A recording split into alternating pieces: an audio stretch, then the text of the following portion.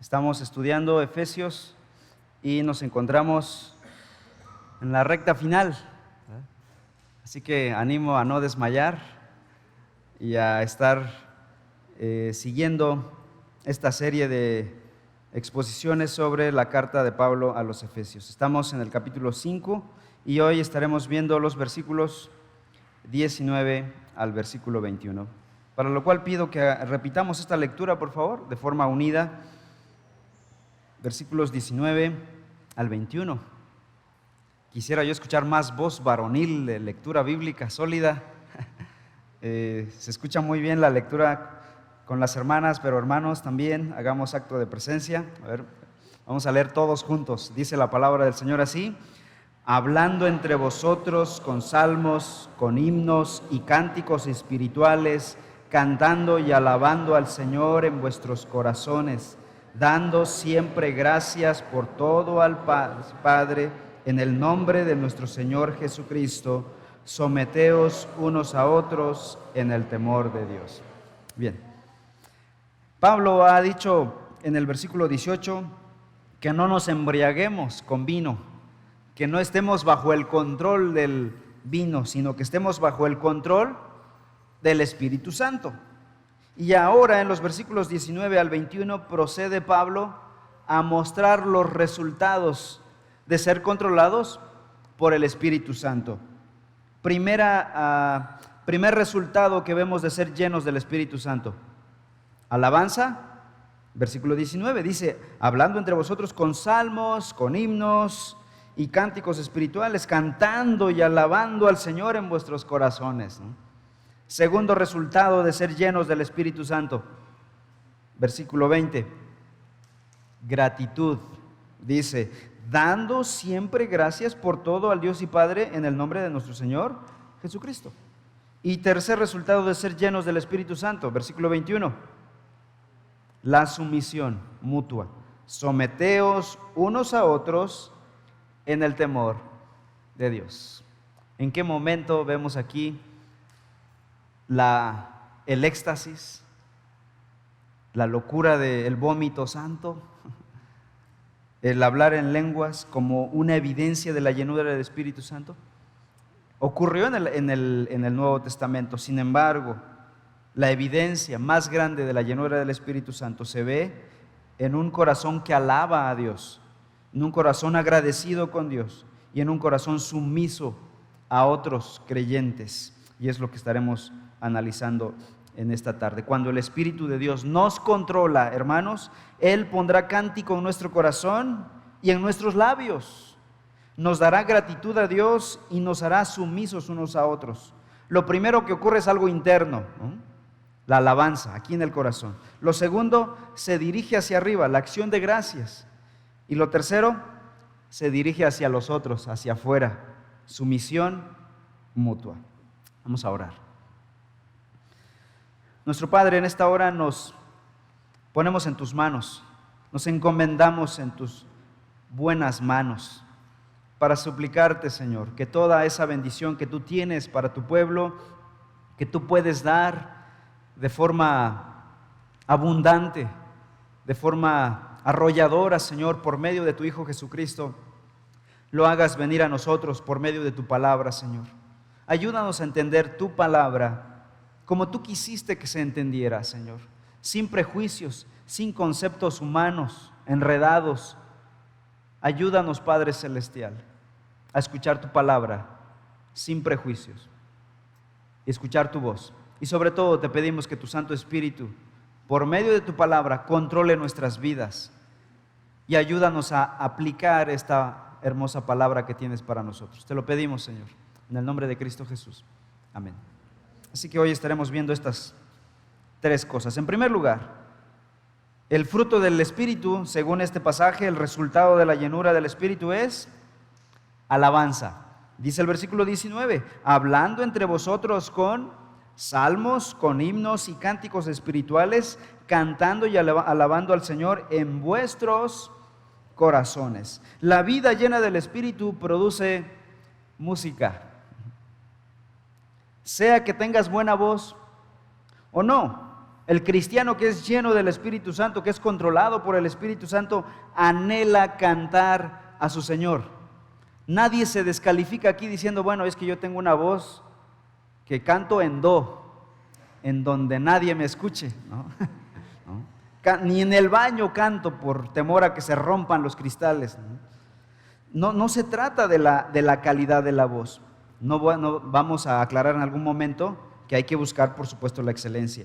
Pablo no menciona que estar lleno del Espíritu Santo como evidencia sea tener alguna experiencia extática, mística, espiritual, sino, en primer lugar, el resultado de la llenura del Espíritu Santo a la luz de la palabra es la alabanza a Dios. Tener un corazón que canta a Dios. Y aquel que no tiene al Espíritu Santo no comprende esto. Dice, ¿por qué esa gente canta? ¿No? ¿Por qué les gusta cantar a los evangélicos? Nos dicen, ¿no? Si no cantan tan bonito que digamos. Pero aún así están cantando, ¿no? La música del Espíritu no se puede restringir por falta de técnica vocal o técnica musical.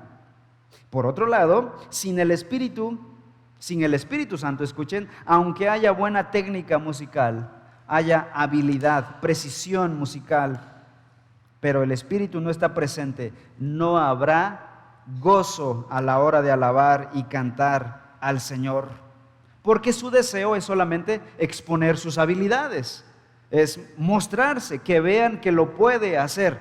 Es una exposición del ego más que de alabanza a Dios.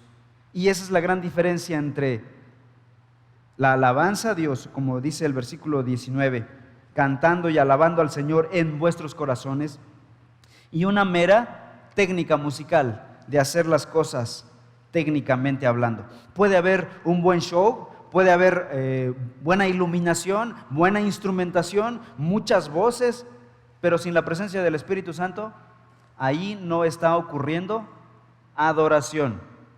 Es un buen show, es un buen concierto, es un buen evento, sí, técnicamente bien, muy tecnológico, buen audio, pero árido, seco, desértico, muerto, artificial. Puedes ir, recuerdo cuando estudié música, uno de los requisitos de la escuela era que siempre que hubiese una presentación de la orquesta de la SEC, teníamos que estar nosotros. Y algunos de mis compañeros odiaban la música clásica y se estaban aburriendo ahí, ¿no? Y tuvimos que aprender a disfrutar ese tipo de música. Entrabas al teatro, un teatro estilo europeo, ¿no? Muy bonito, buena música, buenos músicos, buen show, pero al final del día todo se quedaba ahí. No nos podíamos parar y decir, gloria a Dios, amén, gracias por la obra de Cristo o gracias por el perdón de mis pecados. No, buena música, pero hasta ahí como que faltaba algo, ¿no? En cambio, puede haber una voz sencilla, con una guitarra bien ejecutada, pero guiada por el Espíritu Santo, honrando a Cristo el Salvador. Habrá un anhelo de cantar y unirse a ese canto. Uno de los distintivos más grandes del cristianismo en toda la historia de la iglesia ha sido su música. Dice el Salmo 33, versículo 1, alegraos, oh justos en Jehová, en los íntegros es hermosa la alabanza. El cántico es hermoso. Y por causa de la obra de Dios en la cruz del Calvario, y esa obra aplicada a nuestro corazón por el Espíritu Santo, es que cantamos. Tenemos un motivo muy fuerte para cantar. Nadie, excepto un cristiano, tiene la razón legítima para cantar. Todo el mundo puede hacer música y todo el mundo puede ser cantante si gusta, pero la razón más poderosa para cantar la tienen aquellos cuyos pecados han sido perdonados. Aquellos que tienen la presencia del Espíritu Santo. Dice el Salmo 40, versículo 3, puso en mi boca un cántico nuevo, un canto de alabanza a nuestro Dios. ¿Quién lo hace? Dios pone en nuestra boca un cántico nuevo. Salmo 96, versículos 1 y 2, cantad a Jehová cántico nuevo. Cantad a Jehová toda la tierra, cantad a Jehová, bendecid su nombre, anunciad de día en día su salvación. Y luego Apocalipsis 5:9.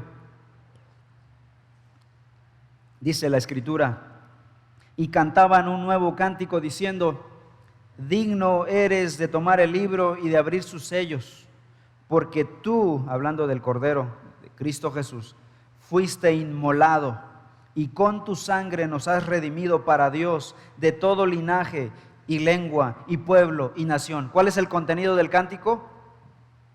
La obra de Cristo en la cruz. Ese será el tema del cántico que se cantará para siempre. Así que es mejor comenzar a ensayar desde aquí, a cantar la obra de Cristo Jesús. El cántico nuevo que se cantará ya se trata sobre el tema de la redención universal por medio de la persona de Cristo Jesús. Así que el pueblo de Dios ha cantado desde el principio. Lo han hecho en momentos épicos. Por ejemplo, cuando Dios libertó a Israel de Egipto, cruzaron el Mar Rojo y lo primero que hicieron fue cantar un cántico. Éxodo capítulo 15, el cántico de Moisés. Después que Débora y Barak libraron a Israel de los cananeos, cantaron en aquel día, dice Jueces capítulo 5. El Salmo 150 menciona muchos instrumentos musicales. ¿Para qué? Para entretener, para cantar al Señor. Jesús y sus discípulos incluso cantaron. En la última cena, después de haber cenado y haber dado gracias, antes de partir al Getsemaní, cantaron un himno, dice la Escritura.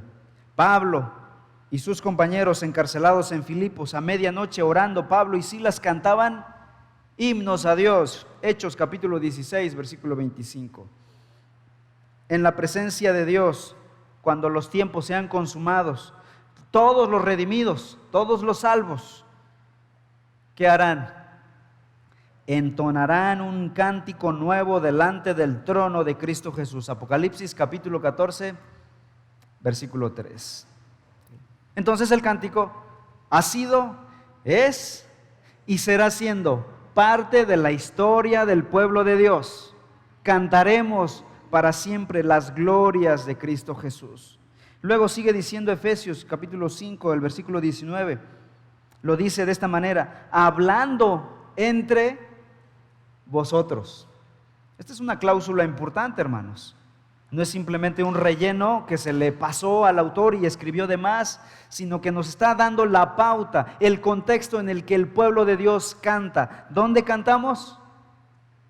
Entre ustedes, los redimidos, los hijos de Dios, los oyentes principales, los actores principales, somos todos los redimidos, los que hemos sido salvos por la obra de Cristo Jesús. El contexto más sagrado, más importante del canto es la iglesia local, y de ahí la preeminencia del canto congregacional. ¿Quiénes cantan? Todos los redimidos. Por eso tratamos, hermanos, de cantar todos. Aquí no es que unos están cantando acá al frente y allá atrás está el auditorio mirando. No, aquí alguien tiene que tocar y dirigir para que no sea un desorden esto, si no todos estaríamos allá atrás. Pero el enfoque principal, todas las luces, los reflectores están apuntando a la persona de Cristo Jesús, no al de un individuo, no al de un cantante. Ninguno de nosotros es artista. Y agradezco a Dios por ello, porque le costaría un poco al artista doblegar su ego y quisiera el aplauso, ¿no? Pero toda la gloria es para el Señor. Así que agradezcan que todos los que estamos acá al frente somos simples mortales, ¿no? Y no artistas famosos. Todos los actores principales es la congregación, todos los salvos. En la Biblia nunca se usa la música con fines evangelísticos, es decir, para los de afuera. Antes de que me quieran apedrear, déjenme explicar esto. El propósito de Dios para la música fue dado para su pueblo, para que su pueblo alabar a Dios, glorificar a Dios, pero no con fines de alcanzar a los no creyentes. Y eso es lo que está ocurriendo ahorita en el mundo de las iglesias que tienen poco fundamento bíblico. Están tomando la música como un elemento evangelístico y no es su naturaleza, no es su propósito. ¿Y qué está pasando? Están haciendo mal uso de la música para hacer evangelismo. Con la excusa de llegar a más gente no creyente, ¿qué se está haciendo? Se está usando todo tipo de género musical mundano para simpatizar con los no creyentes. Por ejemplo, se está usando música rap, salsa, reggaetón, rock, rancheras, duranguenses, etcétera, etcétera. Y han abaratado el evangelio con música ridícula para simpatizar con los no creyentes. De hecho, mucha música de hoy en día que tiene la etiqueta de cristiana, no tiene mucho de cristiana. Tiene poca o nula teología, poco contenido bíblico. Muchas letras o canciones no son más que sentimientos del autor, personalizados y matizados con palabritas cristianas, clichés religiosos. De plano hay un grupo que el chavo le canta a su esposa y es música cristiana, pura música romántica. Y vende entre los no cristianos y entre los cristianos. Tiene dos mercados. Buena técnica. Mercadológicamente está funcionando súper bien, pero no está cumpliendo con sus fines. Los cantos deberían ser bíblicos, reflejar la enseñanza clara de la palabra de Dios, de la Escritura. Algunos no se atreven a mencionar la palabra Dios, Jesucristo en sus cantos. ¿Por qué? Porque quieren llegar a los no cristianos. Esa es su razón. Los cantos deberían reflejar las glorias de Cristo Jesús.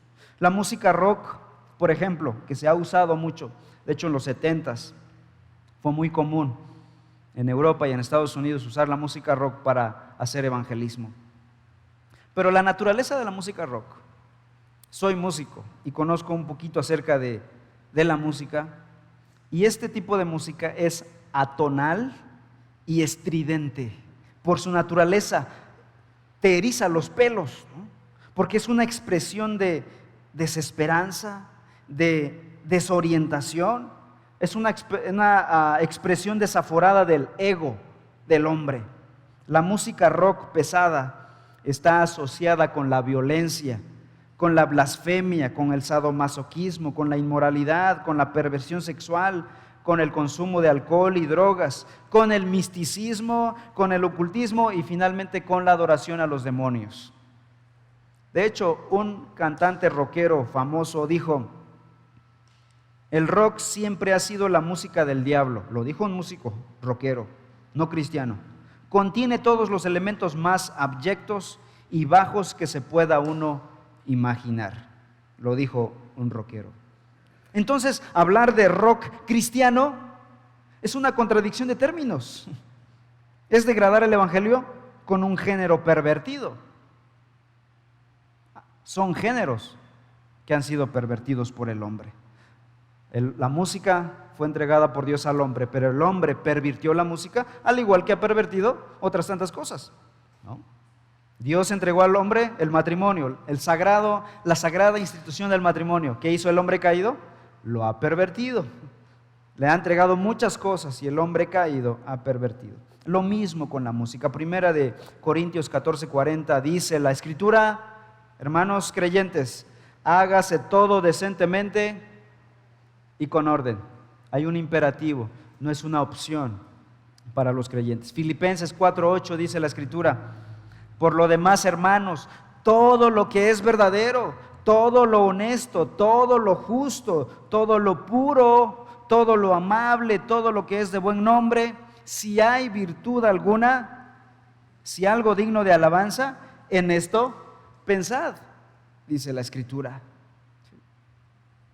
Por otro lado, las canciones cristianas que contienen el evangelio son para unos pocos. No es música popular, damas y caballeros. La música que habla de Cristo Jesús, que contiene el evangelio, no es música que se va a vender como pan caliente, es música para unos pocos. ¿Por qué? Porque el mundo perdido, muerto en sus delitos y pecados, no puede cantar el cántico del Cordero que fue inmolado en la cruz del Calvario.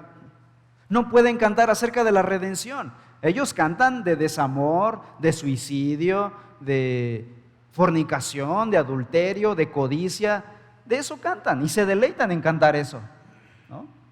Ponle entonces a cantar música sacra y obviamente es incompatible con su propia naturaleza. Solo el verdadero cristiano desea cantar al Salvador junto con otros creyentes que también han sido salvos. El verdadero cristiano lleno del Espíritu anhela estar con sus hermanos lo más frecuentemente posible para cantar al que es su Salvador, ¿cierto?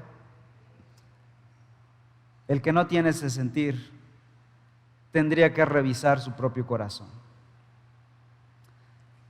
El canto congregacional tiene el propósito doble de edificación y adoración. No evangelístico, hermanos. Adoración porque adora al Señor, y edificación porque cuando cantamos nos edificamos como creyentes, corporalmente, corporativamente, congregacionalmente, es decir, todos juntos cantamos a nuestro Señor. Esta semana les mandé un artículo a la mayor cantidad de ustedes para que leyeran acerca de la importancia de congregarnos como hijos de Dios. Y hay varias razones que decía el artículo, y uno de ellos es que adoramos juntos a nuestro Salvador. No es una bonita costumbre solamente congregarse los domingos, es una necesidad, es un anhelo del verdadero creyente. Durante la oscura Edad Media, ustedes saben, del año 500 aproximadamente después de Cristo hasta 1500, una época oscura para la humanidad y por supuesto para la iglesia, los monjes cantaban el canto gregoriano en latín. Tú dirás, qué bonito. Pues sí, como arte, pues sí, muy bonito. Pero como canto congregacional, no mucho que digamos, porque los feligreses no podían cantar. Esto era un cántico exclusivo para el clero, para los monjes. Era un canto cantado por profesionales que hablaban latín, que cantaban y sabían el canto gregoriano. De tal manera que los feligreses solo podían sentarse a escuchar, incapaces de participar, incluso de entender la letra. Y eso era en toda la misa, ¿no? Era tanto el canto como el oficiar toda la liturgia. Pero ¿qué pasó en 1517 cuando inicia el movimiento de reforma? La Biblia es traída al centro de la escritura, de la iglesia, y entonces hubo una reforma no solo a nivel escritura, sino también a nivel congregacional, a nivel canto. El canto regresó a la iglesia. Martín Lutero y algunos reformadores, de hecho, son considerados los más grandes escritores de himnología en la historia de la iglesia. Hay un himno que se llama Castillo Fuerte, compuesto por Martín Lutero. Donde está presente el verdadero evangelio, hay un aprecio por la música exquisita. Donde hay verdadero evangelio, hay una repugnancia por la música de farándula, por la música que no asocia la santidad de Dios con nuestras vidas. Y esto a nivel congregacional y a nivel individual. El creyente canta al Señor, pero lo hace decentemente y en orden, acorde, ad hoc a la naturaleza de nuestro Dios. Sigue diciendo el versículo 19, Efesios 5, 19. Dice que cantemos hablando entre vosotros con, ¿qué cosas? Con salmos, con himnos y cánticos espirituales, cantando y alabando. La palabra salmos, pues se refiere a los salmos, ¿verdad? No necesité mucha exégesis ahí para llegar a esa interpretación. Y es que los salmos del Antiguo Testamento fueron escritos con dos propósitos. Primeramente para ser cantados y después para ser orados, para que el pueblo de Dios orara. Así que cuando no tienes nada que orar, lee un salmo y tendrás mucha materia prima para orar. Pero especialmente era el salterio del pueblo de Dios en el Antiguo Testamento, es decir, el cancionero, vamos a llamarle, el corario del Antiguo Testamento, del pueblo de Dios. En el Antiguo Testamento se llamaba salterio, donde estaban contenidas todas las alabanzas a Dios. Aunque obviamente llegó a referirse la palabra salmos al canto, a la voz. La iglesia primitiva básicamente cantaba los salmos del Antiguo Testamento. Y así fue por muchos siglos. De hecho, hasta la actualidad muchas iglesias se dedican solo a cantar salmos. ¿Qué hacen los salmos? Los salmos generalmente magnifican y exaltan la grandeza de Dios. Lee un salmo y verás que el 70-80% de los salmos magnifican el carácter de Dios. Por ejemplo, escuchen el Salmo 151 y 2. Dice: alabad a Dios en su santuario, alabadle en la magnificencia de su firmamento, alabadle por sus proezas, alabadle conforme a la muchedumbre de su grandeza. ¿Qué está haciendo? Exaltando a Dios. Así que los salmos magnifican el objeto de nuestra adoración, que es Dios. Sigue diciendo Pablo, alabando con himnos. Los himnos se refieren a alabanzas que exaltan específicamente al Señor Jesucristo. Los salmos exaltan la primera persona de la Trinidad, los himnos la segunda persona de la Trinidad. De hecho, algunos pasajes del Nuevo Testamento eran himnos que la iglesia primitiva cantaba. Por ejemplo, Juan capítulo 1. ¿Alguien ha leído el Evangelio de Juan en su vida? El capítulo 1, te encuentras con el prólogo de Juan, versículos 1 al 18. Se cree que era un himno que la iglesia primitiva cantaba y se llamaba el himno a Logos, a Cristo Jesús. Y dice, por ejemplo, en el principio era el Logos o el Verbo, y el Verbo era con Dios y el Verbo era Dios. Luego el versículo 14 dice: y aquel Verbo fue hecho carne y habitó entre nosotros y vimos su gloria, gloria como del unigénito del Padre, lleno de gracia y de verdad. Se cree que este era un himno que la iglesia primitiva cantaba. Sigue diciendo Efesios que también cantemos con cánticos espirituales. ¿Sí me siguen, hermanos? Okay. Bueno. Entonces vamos con salmos, himnos y cánticos espirituales. Estos eran probablemente canciones de testimonio que expresaban verdades espirituales aplicadas al corazón del creyente. Y luego sigue diciendo el versículo 19, cantando. ¿Cómo se expresan estos salmos, himnos y cantos espirituales? Con canto, es decir, con la voz humana, porque la voz humana es el instrumento más hermoso de todos los instrumentos. Puede haber un bonito violín, un piano, una guitarra, cualquier otro instrumento, pero si falta la voz, puede ser que te guste la música instrumental, pero llega un momento en que dices, hace falta algo, quiero cantar, ¿no? Y la voz es la corona en toda la instrumentación. El sonido que Dios está buscando de sus hijos es la voz de sus hijos.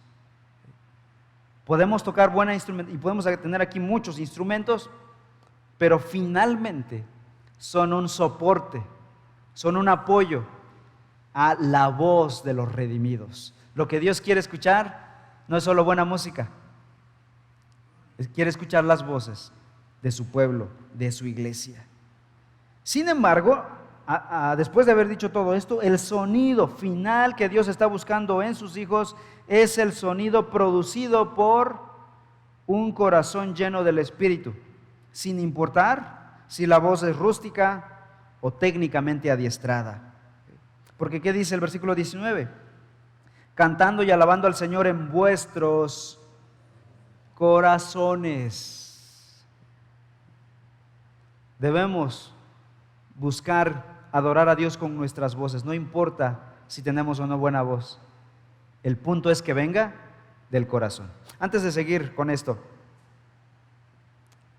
no significa que no busquemos la excelencia musical, que no busquemos la técnica vocal, que cantemos puros alaridos, ¿verdad? Bueno, estamos alabando al Señor, sale horrible, pero es para la gloria de Dios, decían hace 20 años allá en mi pueblo, ¿no? Todo desafinado y sin rítmica y métrica y feo, y decían al final, pero es para la gloria del Señor, no es para ustedes. ¿No?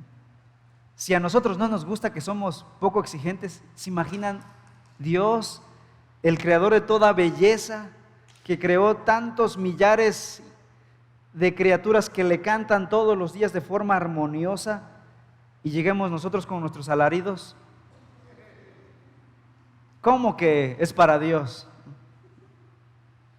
Claro que vamos a buscar la excelencia, la técnica vocal, la técnica musical. Si no, pregúntenles al equipo de alabanza lo que estamos sufriendo aquí en los ensayos. Pasamos horas montando el equipo, recibiendo regaños, repitiendo una y otra vez lo que está mal y trabajando y corrigiendo, mejorando. ¿Por qué? Porque tenemos un objetivo: honrar al Señor. Y cuando ustedes llegan aquí ya está todo puesto, pero los hermanos de multimedia llegan aquí 2 horas antes para medio hacer las cosas, ¿no? Bueno, ellos lo hacen muy bien, ¿verdad? Nosotros lo de la alabanza lo echamos a perder. ¿No? Pero tenemos algo en mente que rige, que establece la pauta para la excelencia, y es la excelencia de Dios, la santidad de Dios, la grandeza de Dios. Pero al final del día, lo que Dios está buscando después de la técnica es finalmente, ¿qué hay detrás de la técnica y de la excelencia? Es un corazón transformado, lleno del Espíritu Santo. Es lo que está diciendo Pablo aquí. Alabando significa literalmente rasgar o pulsar un instrumento de cuerdas, es lo que significó en el contexto original. Pero la palabra llegó a representar entonces la producción de cualquier música instrumental. Entonces, cuando tocamos aquí, hermanos, estamos alabando, según el significado bíblico. El verdadero cántico, dice este versículo, está entonces acompañado de música y de voz que se origina en el corazón del emisor, del cantante. No es solo un artista, es un adorador, es alguien que ha sido transformado en su corazón. Esto puede significar que puede haber gente que cante de labios para afuera, pero no es verdadera adoración. Si no estamos llenos del Espíritu Santo, no podremos cantar de corazón, y lo que Dios busca es una adoración de corazón. Hay un libro que están leyendo los hermanos de multimedia y de la alabanza, es un requisito para ser parte del equipo de alabanza, leer este libro que habla acerca de la adoración centrada en el Evangelio. Y dice el autor Bob Kauflin, el corazón de la adoración es la adoración de corazón. Ese es el centro de la adoración, un corazón adorador. Es lo que finalmente mira Dios, porque a Dios no lo podemos engañar, hermanos. Aquí nos podemos engañar entre nosotros y podemos hacer todas las muecas posibles de alabar a Dios y en nuestro corazón guardar rencor, ser pecadores, guardar orgullo, maldad. Pero delante de Dios somos libros abiertos. Ahora, no estoy diciendo, hermanos, que no adoren al Señor cerrando sus ojos, levantando sus manos. No es algo que yo promuevo, pero ni prohíbo, porque es algo que el Señor hace en el corazón. El Espíritu Santo va a impulsar el corazón de los creyentes. Si yo lo promuevo, lo van a hacer porque dice el pastor. Si yo lo prohíbo, no lo van a hacer porque dice el pastor. No lo harán o no harán lo que tengan que hacer guiados por el Espíritu Santo. Obviamente, si se convirtiera esto en un desorden, habría que intervenir, ¿verdad? Pero gracias a Dios creo que hemos adorado al Señor de corazón. Sus hijos han adorado con el corazón. Es posible cantar por glamour, por dinero, por fama, con orgullo en el corazón, pero tal persona no está alabando, está haciendo ruido, tal vez ruido bonito, pero finalmente ruido. Amós 5:12, vean lo que le dijo Dios al pueblo de Israel en el Antiguo Testamento por medio de su profeta cuando estos cantaban, y Dios les dijo: porque yo sé de vuestras muchas rebeliones y de vuestros grandes pecados, dice Dios. ¿Se dan cuenta? Yo sé de sus pecados. Sé que afligís al justo y recibís cohecho, y en los tribunales hacéis perder su causa a los pobres. Versículo 23. Por lo tanto, quita de mí la multitud de tus cantos, le dice a Israel, pues no escucharé las salmodias de tus instrumentos. Es decir, no voy a escuchar ni tu música ni tus cantos, porque tu corazón habla más fuerte que tu canto. A Dios no lo podemos engañar. Así que examinemos nuestro corazón para adorar al Señor de corazón. Sigue diciendo el versículo 19, cantando y alabando al Señor. El objeto final de nuestra adoración es el Señor. El cantar y alabar no es con el propósito de acaparar los reflectores hacia nosotros, hacia un individuo, hacia una persona, sino alabar a Dios. Voy a leer este pasaje de Segundo de Crónicas en el Antiguo Testamento, capítulo 5, versículos 12 y 13, dice: y los levitas cantores, todos los de Asaf, los de Emán y los de Jedutún, juntamente con sus hijos y sus hermanos, vestidos de lino fino, estaban con címbalos y salterios y arpas al oriente del altar, y con ellos 120 sacerdotes que tocaban trompetas. Miren cuántos músicos. Creían que éramos muchos aquí.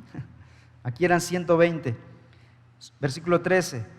Cuando sonaban pues las trompetas y cantaban todos a una para alabar y dar gracias a Dios, a Jehová, y a medida que alzaban la voz con trompetas y címbalos y otros instrumentos de música, y alababan a Jehová diciendo: porque Él es bueno, porque su misericordia es para siempre, etcétera, etcétera. ¿Saben qué pasó ese día de adoración nacional?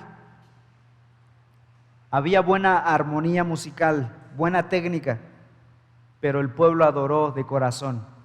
Resultado, sigue diciendo el siguiente versículo, los versículos 13 y 14, la casa se llenó de una nube, la casa de Jehová, y no podían los sacerdotes estar ahí para ministrar por causa de la nube, porque la gloria de Jehová había llenado la casa de Dios.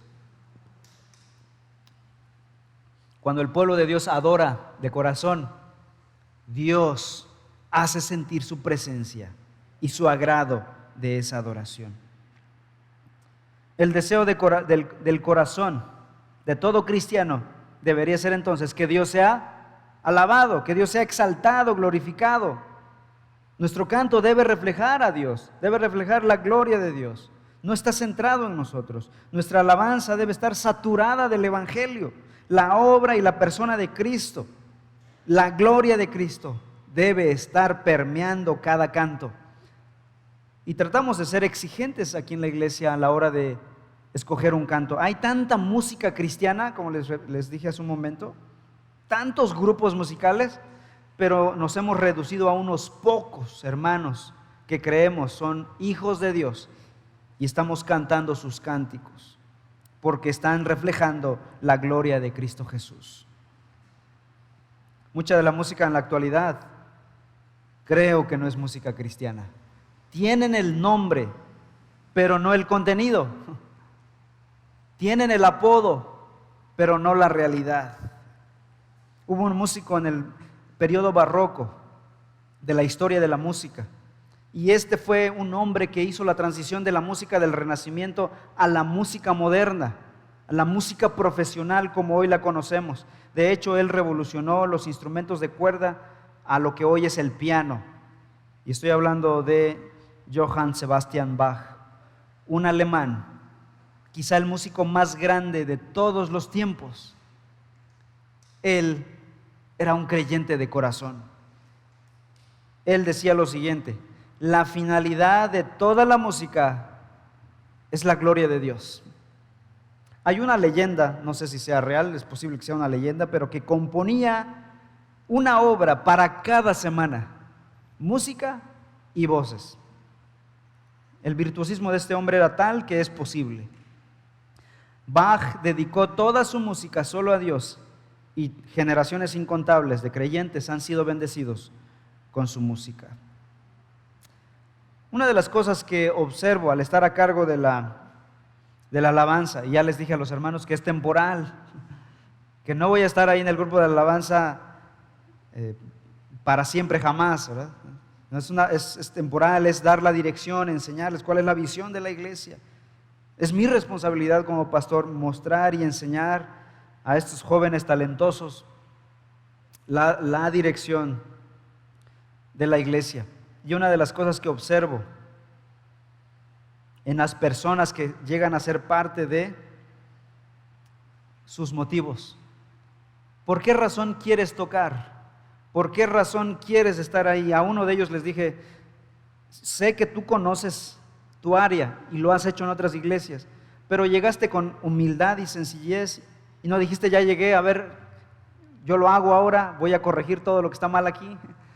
Este hermano llegó con mucha humildad, obviamente con disposición, y le dije: si hubieras llegado de otra manera, seguirías sentado ahí, hermano, y habría sido un desperdicio todo lo que sabes, pero no tendrías lo más importante.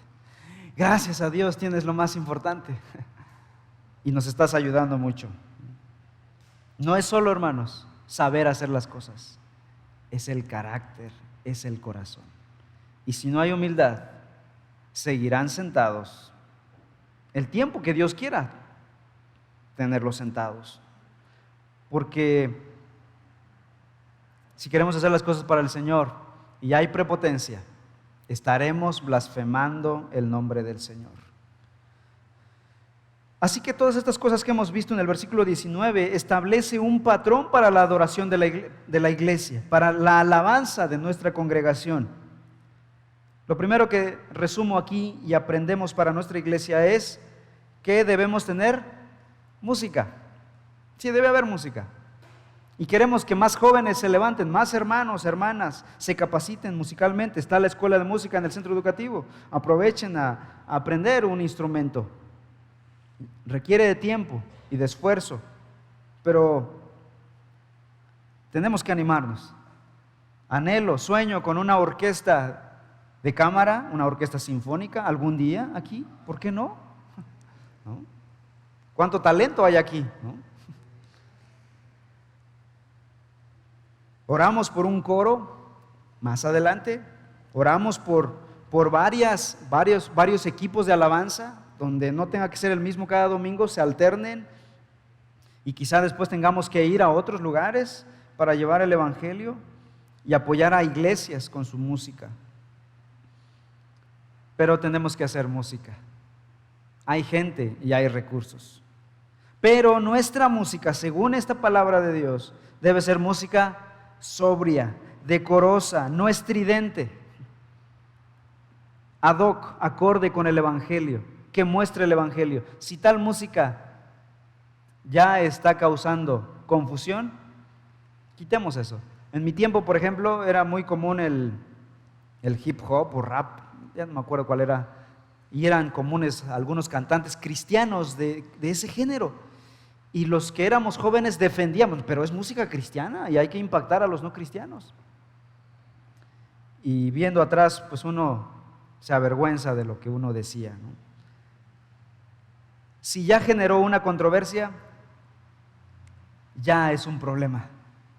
Si nuestra música ya generó una controversia, ya antes de que lo empieces a solucionar, a defender, a hacer una apología del rap, ya generó un problema y ya es un obstáculo para el testimonio del evangelio, y ya no fuimos de bendición, porque ahora, antes de compartir el evangelio, tendrás que defender porque tu estilo musical. Ya perdimos tiempo. Entonces, siguiente conclusión: también La palabra de Dios nos anima a cantar vocalmente. La iglesia es llamada a cantar vocalmente. Así que vamos a esforzarnos en que los cantantes canten bonito, ¿verdad? Para que aprendamos a cantar bien. Si no, un ciego guiando a otro ciego, ¿verdad?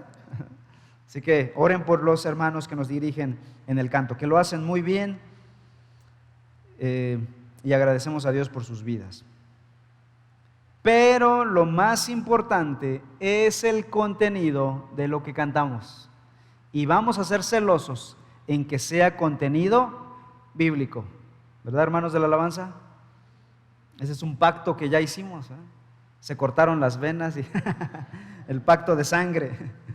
Letra que exalte la grandeza de Dios y especialmente que enfoque en la persona y obra de Cristo Jesús. Es lo que cantamos.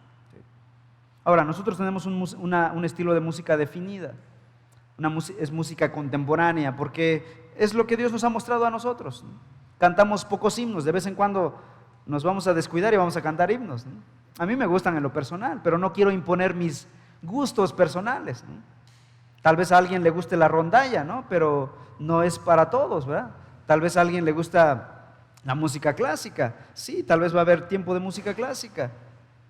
Pero hasta ahí, ya no vamos a seguir. No es que está abierto el abanico de estilos musicales, ¿no? Y de pronto un hermano se va a parar con su música grupera, ¿no? A tocar aquí, ¿no? Duranguense. No, hermanos. El abanico de opciones es muy pequeño en nuestra música. Y lo dejo sentado desde este momento aquí en el púlpito de la iglesia. ¿Sí? Bueno. Número 2. La llenura del Espíritu también se manifiesta, según el versículo 20, con acciones de gracias. Dice, leamos juntos, Efesios 5:20. Dice, dando siempre gracias por todo al Dios y Padre en el nombre de nuestro Señor Jesucristo. Hay 3 tipos de personas. Las personas desagradecidas, las personas agradecidas y las personas que parecieran ser agradecidas. Hay una palabra más fuerte, pero esos son los 3 tipos de personas. Algunas personas son desagradecidas. ¿Por qué razón lo son? Porque creen que tienen el derecho de recibir todo en la vida. E incluso más. Si atentas contra su derecho, defenderá su derecho. Pero ese sentir de que todo lo merecemos, de que yo me lo he ganado, de que yo soy, yo digo, yo hago, esa ingratitud a Dios es mucho peor que la ingratitud. La raíz de la ingratitud es una forma de ateísmo práctico. Es decir, no reconoces que todo viene de Dios. Porque cuando reconozcas que todo te es dado de Dios, obviamente vas a agradecer todo. El segundo tipo de persona es aquella persona que aparentemente es agradecida, pero no lo es. Hay hipocresía en su corazón. Su gratitud puede ser fingida, pero en su interior dice, yo me lo gané, yo lo logré con mi propio esfuerzo, llegando a endiosar sus habilidades o su responsabilidad o su disciplina. Finalmente es orgullo. ¿Tiene esas bendiciones? No porque viene de Dios, porque Él se lo ganó. Así que es una gratitud falsa. Y en tercer lugar están las personas que son agradecidas genuinamente. Y es aquella persona que ha reconocido que todo viene de Dios, que Él no es capaz. Sus fuerzas, sus habilidades, las oportunidades para estar donde está, para tener lo que tiene, su salud para trabajar de forma constante, no procede de la suerte ni porque los astros se alinearon, sino que todo viene del Señor. No es casualidad, todo viene de Dios. Esa persona reconoce que su salvación es producto de la pura gracia de Dios y es agradecida genuinamente. Agradece a Dios por la vida, por la salud, por las fuerzas, por el trabajo, por la casa que tiene. Y es generalmente, escuchen esto, una persona agradecida generalmente es una persona que tiene contentamiento con lo que tiene.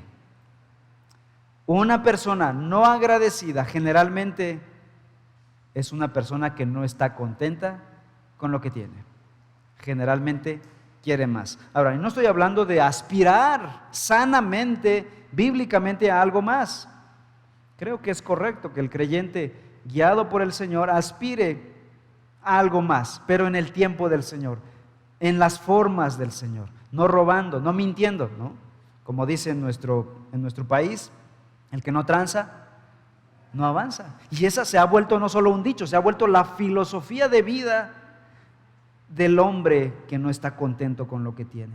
Pablo dijo: he aprendido a vivir cualquiera que sea mi situación.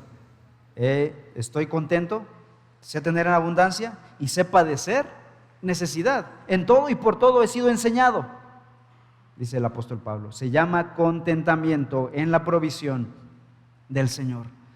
Generalmente los que no son agradecidos no están contentos con lo que tienen.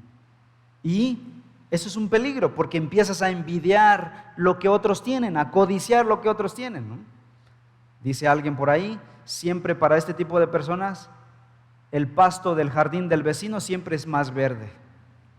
Y siempre codiciando la casa del vecino, el coche de la vecina, la ropa del vecino. Y llegamos a codiciar el esposo de la vecina, la esposa del vecino, los hijos del vecino y todo lo demás. No estamos contentos con lo que Dios nos ha dado. Creemos que tenemos derecho a una mejor casa, una mejor esposa, una mejor vida, un mejor esposo, una mejor situación financiera. Dice el versículo 20, dando siempre gracias. Siempre significa ser agradecidos en cualquier momento, sabiendo que Dios está al control de todas las cosas y que Él permite que tengamos lo que tengamos y que pasemos lo que tengamos que pasar. Es una persona que ha aprendido a reconocer la soberanía de Dios, la bondad de Dios, la sabiduría de Dios. Se cuenta de una vez que asaltaron a Matthew Henry, el famoso ministro y comentarista bíblico del siglo XVIII. Nació en 1662 y murió en 1714. Él es uno de los comentaristas más famosos de la historia. Y lo asaltaron. ¿Y saben qué dijo Matthew Henry? Me siento muy agradecido con Dios porque me asaltaron. Para sorpresa del que escuchó esto, dio 4 razones por qué estaba agradecido del asalto. Dijo: en primer lugar, estoy agradecido a Dios porque es la primera vez que me asaltan. En segundo lugar, estoy agradecido con Dios porque me robaron la bolsa, pero no me quitaron la vida. En tercer lugar, estoy agradecido con Dios porque se llevaron todo lo que tenía, pero no era mucho. Y en cuarto lugar, estoy agradecido con Dios porque me robaron a mí y no fui yo quien tuvo que robar. Aún en situaciones tan difíciles, podemos ser agradecidos. Pero cuando no somos agradecidos, cuando hay orgullo en nuestro corazón, creemos que merecemos más, no veremos la sabiduría de Dios, no veremos la bondad de Dios en medio de las cosas malas. Porque, hermanos, cuando Dios trae pruebas y dificultades a nuestra vida, Dios lo hace con sabiduría. Dios sigue siendo sabio. Pensamos que cuando algo sucede en nuestras vidas, cuando viene algo malo, creemos que a Dios se le escapó, que Dios deja de ser sabio. Y desconfiamos entonces de su sabiduría, de su amor y de su soberanía. Creemos que Dios no es capaz. Y estamos entonces cayendo en el engaño del pecado, del orgullo. Debemos ser agradecidos en 3 distintas etapas de nuestras vidas. En primer lugar, cuando lo tenemos todo. Cuando consigues un trabajo, cuando eres librado de una enfermedad, te hicieron unos estudios y negativo. Ay, dices, gracias, Señor. Cuando alcanzas una reconciliación conyugal, cuando experimentas cosas agradables, Debemos ser agradecidos. Pero ¿saben qué? Es fácil ser agradecidos cuando todo va bien. Realmente no requiere de mucha madurez espiritual. Todos podríamos, aún no creyentes, pueden ser agradecidos cuando todo va bien. Pero debemos ser agradecidos cuando todo va bien. En segundo lugar, debemos ser agradecidos cuando estamos esperando. Allá es un poquito más difícil. Requiere un poquito más de temple, más de cierta madurez, esperar las cosas que vendrán, porque no sabes qué ocurrirá, qué pasará. Pero ¿qué tenemos que hacer? Aprender a ser agradecidos. Requiere más fe y más madurez. Y en tercer lugar, y es lo más difícil, tenemos que aprender a agradecer a Dios en medio de las tribulaciones. Cuando las cosas no van bien, cuando el panorama es sombrío, cuando lo que se avecina es un desierto, cuando hay duda, cuando hay temor, cuando hay incertidumbre, en ese momento siéntate y da gracias a Dios por lo que tienes, por lo que no tienes, por lo que en ese momento Dios está haciendo contigo y por lo que Dios hará contigo, porque Dios está obrando en tu corazón y usará ese desierto, esa tribulación para bendecir tu vida. El profeta Daniel en el Antiguo Testamento estaba en peligro, iba a morir, lo más seguro. Había el rey dado un edicto de que cualquiera que adorara a su Dios sería echado al foso de los leones.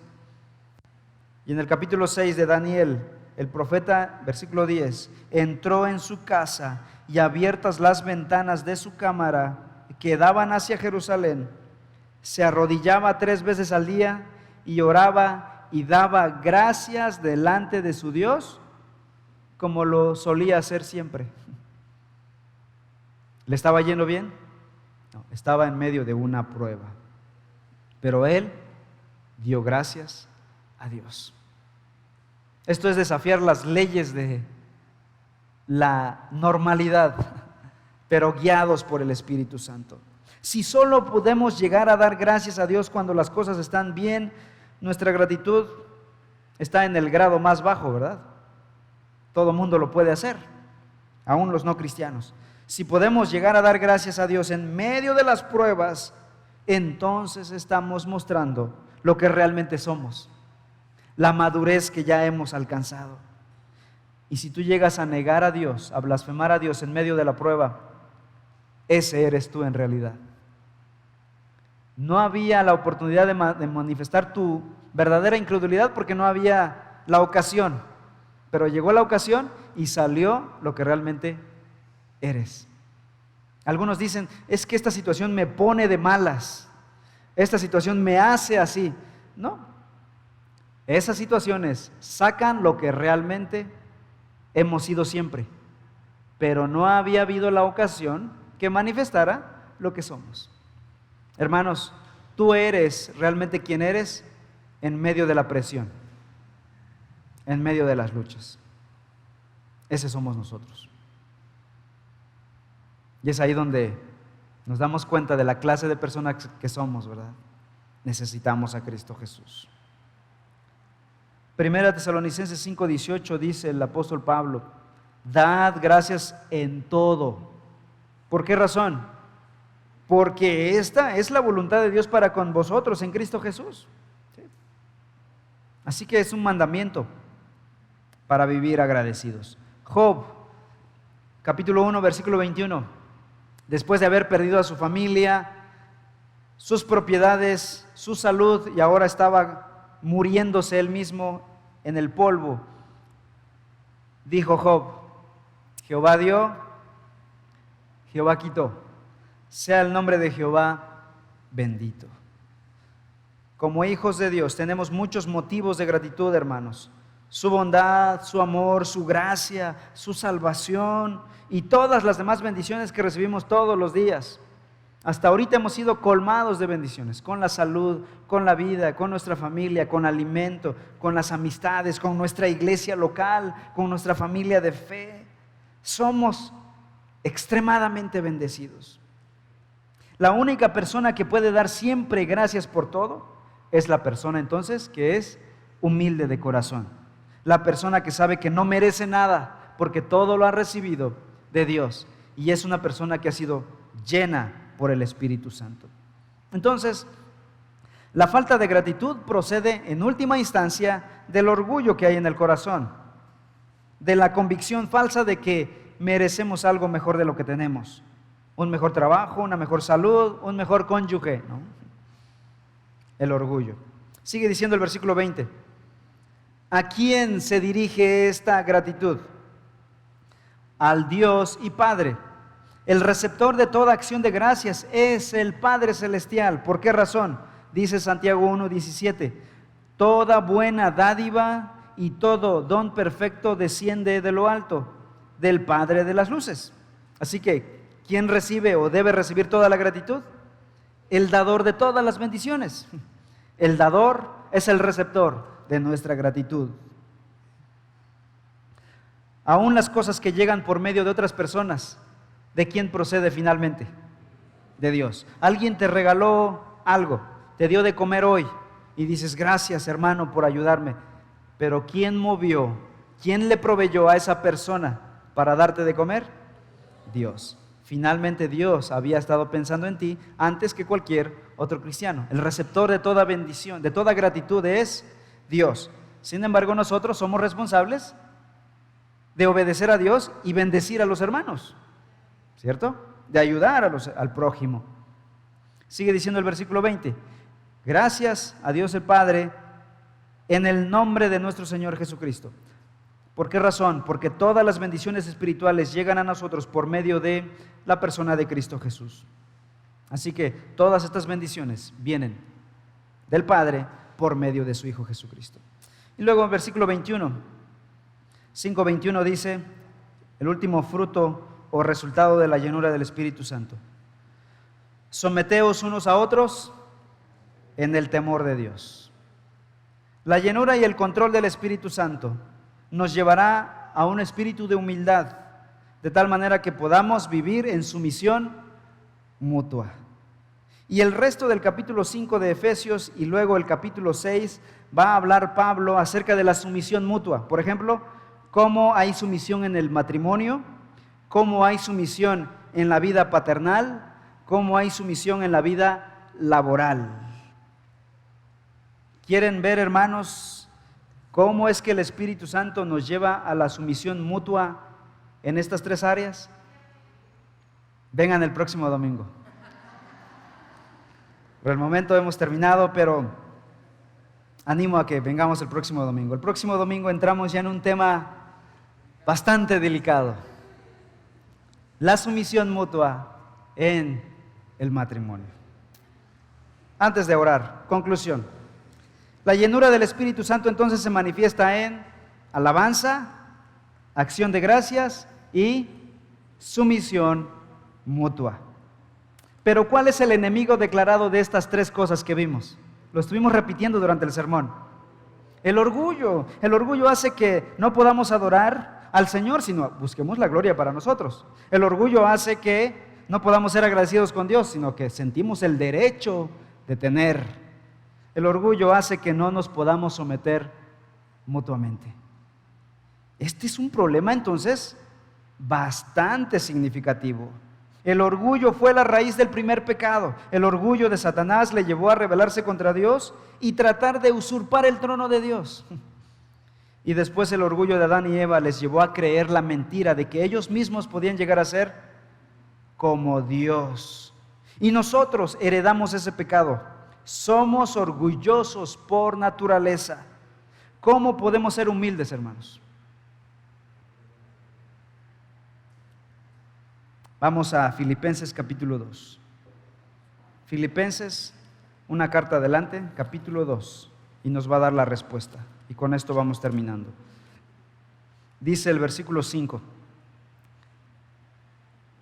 Dice desde el versículo 1: Por tanto, si hay alguna consolación en Cristo, si algún consuelo de amor, si alguna comunión del Espíritu, si algún afecto entrañable, si alguna misericordia, completad mi gozo sintiendo lo mismo, teniendo el mismo amor, unánimes, sintiendo una misma cosa.